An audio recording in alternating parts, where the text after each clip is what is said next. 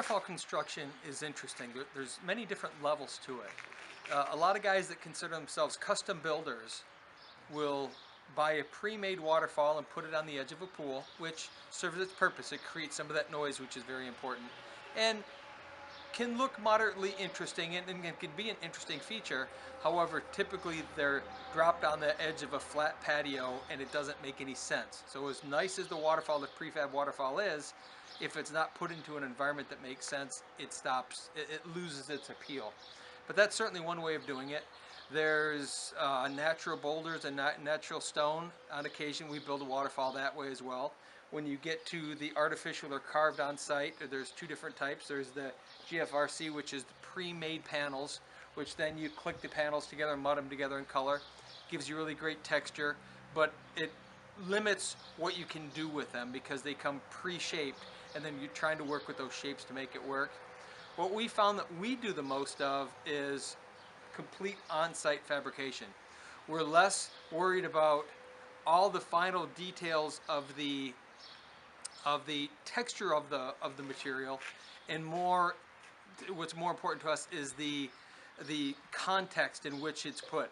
So the composition means more from our standpoint, and at least in terms of our client understanding, that if the composition is right, the actual texture of the surfaces isn't quite as critical. Now, it certainly needs to look like rock. It certainly needs to be mimicking something, but it doesn't always necessarily need to have that level of texture that a lot of the pre-made panels do. Although when we get into a situation where it's a heavy traffic area where it's specifically people there all the time, we spend a lot more time in the carving. In this particular situation, we have a lot going on, so the detail of any one particular spot doesn't matter. Now, if we instead are directly next to a patio where there's people at all times, we'll make sure that our carving will spend 10 times as much in the detail end of it and give it a really good, very finished look.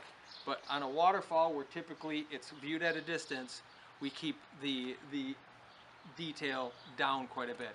And a lot of how we're able to solve that is by the coloring. If you add the coloring properly and you do some things there, you could bring out a lot of the details that matter. So there's a lot of different ways of doing it. You could be all detail and use pre-made panels with the detail and then be limited to shape, and then try to make the context work, try to make the overall composition work, which that's fine. There's guys that get really good at that. That's not something we choose to do because we'd rather very organically on the site create.